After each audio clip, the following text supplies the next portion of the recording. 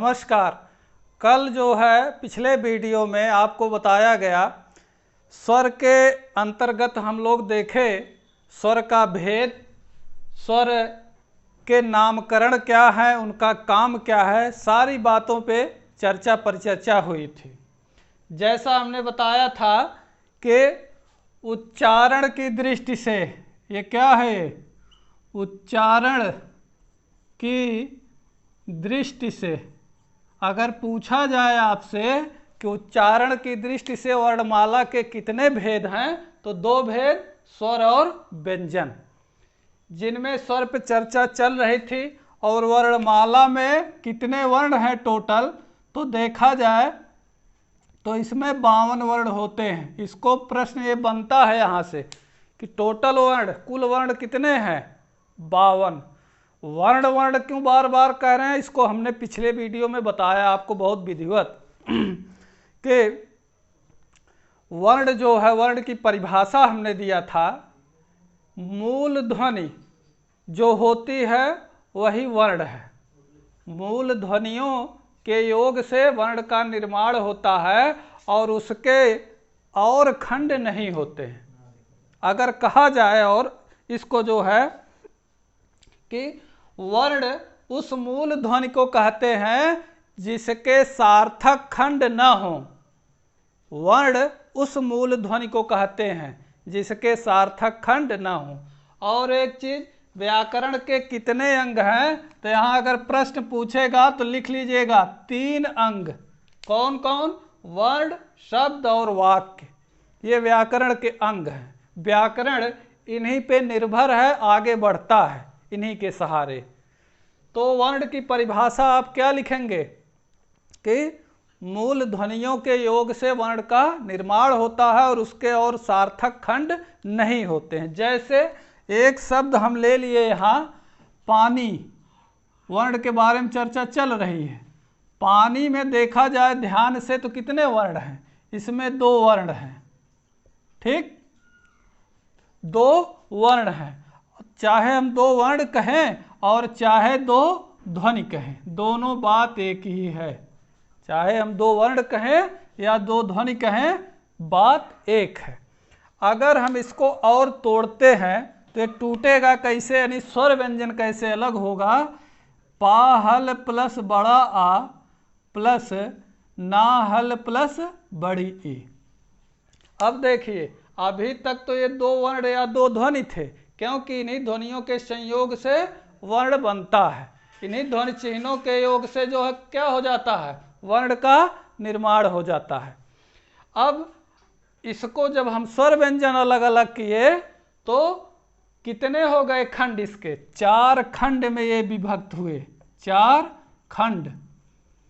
अब इनका खंड नहीं हो सकता है, अब इनका खंड नहीं हो सकता है। क्यों नहीं हो सकता? क्योंकि अब इसमें हमने कुछ जोड़ घटा, अब इससे ज़्यादा और इसमें कोई कमी हम नहीं कर सकते हैं, इसलिए, और इसका कोई खंड नहीं है। अगर वो करते हैं तो वो निरर्थक है, ठीक। तो इसलिए वर्ण को क्या कहा गया कि मूल ध्वनियों से ही वर्ण का निर्माण होता है जिसके और खंड न हो। ये तो हुई वर्ण की परिभाषा।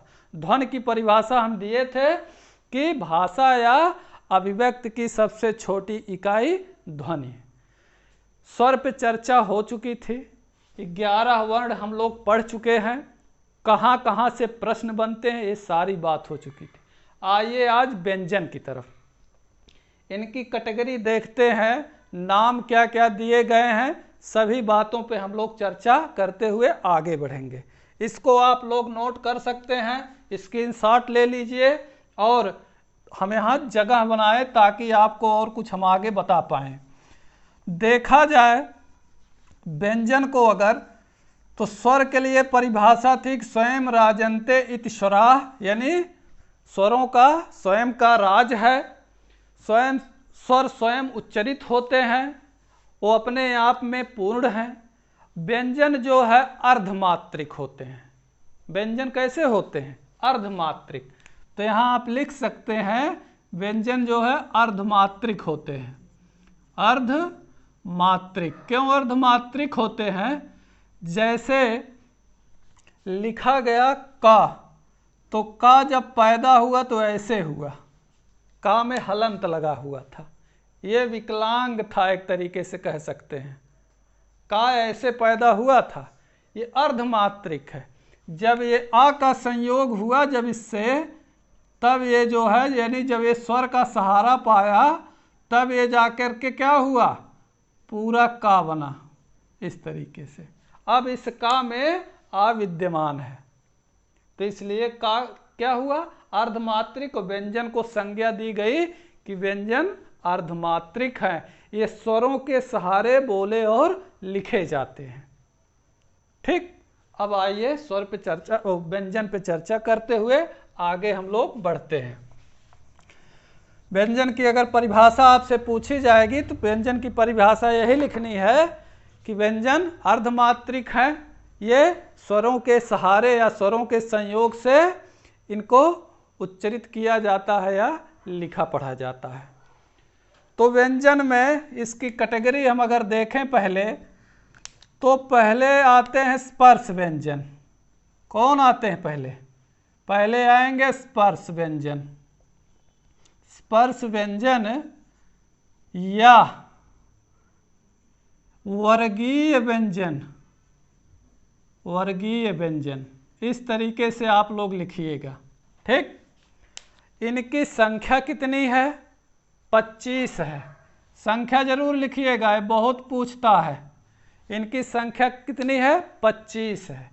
कहाँ से कहाँ तक है ये?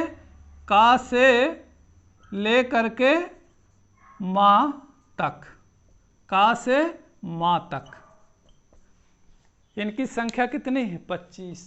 स्पर्श और वर्गीय ये समझ लीजिए आप।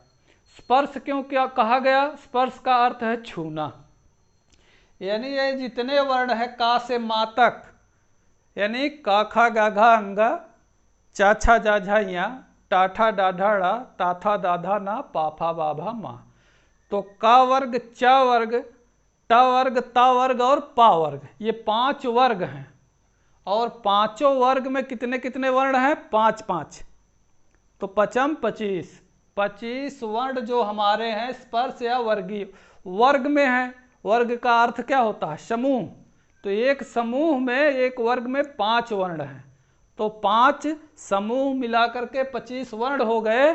स्पर्श नाम इसलिए दिया गया कि इनके उच्चारण में हमारी जिह्वा मुख के अवयव किसी न किसी अवयव को छूती है, स्पर्श करती है, चाहे कम या ज़्यादा।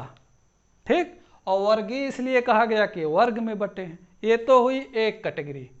दूसरी कैटेगरी इनकी जो है इसी में आ जाएगी अंतस्थ व्यंजन। अंतस्थ, अंतस्थ व्यंजन जो है इनकी संख्या कितनी है? इनकी संख्या है 4। कौन कौन इसमें आएगा? या, वा, रा और ला। ये अंतस्थ, अंतस्थ नाम इनका क्यों पड़ा? ये जो है अंतस्थ का अर्थ यहाँ होता है भीतर से, हृदय से। इनका उच्चारण जो है भीतर से होता है। इनके उच्चारण में जो है, इनमें अभी बहुत बाकी है, बहुत कुछ चीज़। इनको अर्धस्वर भी कहा जाता है। अगर आपसे पूछेगा अर्धस्वर कौन कौन है, तो हिंदी में केवल यही 2 को मानता है, या और वा को। ये बहुत प्रश्न पूछता है, कोई भी परीक्षा हो पूछेगा इनमें से अर्धस्वर कौन है या अंतस्थ व्यंजनों की संख्या कितनी है। ठीक, तो अंतस्थ व्यंजन 4 हैं, अर्धस्वर 2 है, या और वा। ठीक, ये 2 कैटेगरी हुई। तीसरी देखिए ऊष्म व्यंजन। ऊष्म व्यंजन जो है इनके अंतर्गत हमारे जो है 4 वर्ण आते हैं। कौन कौन? शा, ख, शा और हा। ये 4 हैं ऊष्म, यानी इनके उच्चारण में मुख से उष्मा निकलती है, गर्म वायु, इसलिए इनका नामकरण क्या हुआ? ऊष्म व्यंजन। तो देखा जाए 25 और 8 कितने हो जाएंगे? 33। 25 8 33। अब यहीं 1 मिनट के लिए आप रुक के हम जो बताना चाह रहे हैं वो समझ जाइए आप। ये जो इतने हैं इनके लिए अब एक नाम निर्धारित हो गया। तो ऐसे आप एरो लगाइएगा और लिखिएगा मूल व्यंजन। क्या यहाँ लिखेंगे आप? मूल व्यंजन। मूल व्यंजनों की संख्या कितनी है? 33। ये बहुत बार पूछा है प्रश्न कि मूल व्यंजन कितने हैं? 33। ठीक। अब मूल व्यंजन के ये 3 भेद हैं। अगर आपसे पूछ ले कि मूल व्यंजन के कितने भेद हैं, अगर मूल व्यंजन का भेद पूछ ले, भेद, तो भेद के अंतर्गत यही आपको करना है। 3 भेद इसके हैं। प्रश्न बना कि नहीं कि मूल व्यंजन के कितने भेद हैं? 3। कौन कौन? स्पर्श या वर्गीय व्यंजन, अंतस्थ व्यंजन और ऊष्म व्यंजन। और अगर मूल व्यंजनों की संख्या पूछे तो 33 हैं वो। अगर आपसे स्पर्श या वर्गीय व्यंजन की संख्या पूछे तो 25, अंतस्थ की पूछे तो 4 और ऊष्म व्यंजनों की संख्या पूछे तो 4। यही 4, 4, 8 और 25 मिला करके हमारे मूल व्यंजन। हमने जैसे स्वर में बताया था कि मूल स्वर कितने हैं? 4। वैसे व्यंजन में मूल व्यंजन कितने हैं? 33। अब इन्हीं के संयोग से और व्यंजनों की उत्पत्ति हो जाती है, नए व्यंजन तैयार हो जाते हैं। आगे बढ़ते हैं तो हम लोग एक तरीके से देखा जाए तो 33 और 11 कितने हो गए? 33, 10, 43, 1, 44 वर्ण का अध्ययन कर चुके हैं। अध्ययन क्या कर चुके हैं? अभी हम लोग एक क्रम में चल रहे हैं। अभी तो व्यंजन में बहुत कुछ बाकी है। आप लोग बने रहिए और आइए आगे देखते हैं। व्यंजन में आगे जो है इसका जो विभेद होगा उसमें आएगा संयुक्त व्यंजन। संयुक्त व्यंजनों की अगर संख्या पूछेगा आपसे तो 4 लगाना है। संयुक्त व्यंजन हमारे कितने होते हैं? 4। ऐसे लिख लीजिएगा। कौन कौन है? छ, त्र, ज्ञा और श्रा। ये 4 संयुक्त व्यंजन हैं। अब यही इनको जान लीजिए बने कैसे हैं। इधर देखिए छ का निर्माण कैसे हुआ है? का हल प्लस मूर्धन्य शा बराबर छ है। ठीक। और त्र का ता हल प्लस रा बराबर त्रा। ज्ञा का क्या है? जा हल प्लस या बराबर ज्ञा। और श्रा में देखिए तालव्य शा हल प्लस राह बराबर क्या हो जाएगा? श्रा। यहाँ से प्रश्न बनता है, बहुत पूछता है कि छा जो है किस वर्णमाला में किस वर्ण के बाद आता है? तो का के बाद। अगर त्रा का पूछेगा तो ता के बाद। ये बहुत ही जो है कई बार पूछ चुका है ये प्रश्न। और किनके संयोग, किन किन व्यंजनों के संयोग से बनता है? तो ऐसे ये बनेगा। इनकी प्रक्रिया यही है। तो 4 वर्ण संयुक्त हो गए। आगे है द्विगुण व्यंजन। अगली कैटेगरी है द्विगुण व्यंजन। द्विगुण व्यंजन में कौन कौन आते हैं? 2 आएंगे। कौन? डा, नीचे बिंदी रहेगी, और ढा। ये 2 वर्ण आते हैं। इनको द्विगुण कहा गया है। द्विगुण क्यों कहा गया है इनकी चर्चा विधिवत हम आगे भी बताएंगे क्यों कहा गया है द्विगुण। और लास्ट में यहाँ जगह की कमी बच रही है तो हम यही लास्ट में आपको बता दे रहे हैं। अयोगवाह है। अयोगवाह। अयोगवाह के अंतर्गत 2 वर्ण हैं। कौन कौन? अंग और अह। जिनको अंग को क्या कहा जाता है? जो यहाँ बिंदी लगी इसको अनुस्वार कहते हैं। अनुस्वार। ठीक है। और ये जो बिंदी है इसको कहते हैं विसर्ग। अब आप जोड़ लीजिए। वर्णों को कैटेगराइज करना सबसे चैलेंजिंग बात यही है कि वर्णों को हम कैटेगरी कैसे कैसे अलग करें। प्राथमिकता व्याकरण की यही है कि वर्णों का विभेद, उनका नाम, कौन से वर्ण है और कितनी संख्या है, किन किन वर्णों की। 52 वर्ण हमको पूरा करना है। अब जोड़िए, देखिए 25, ये 33 हैं।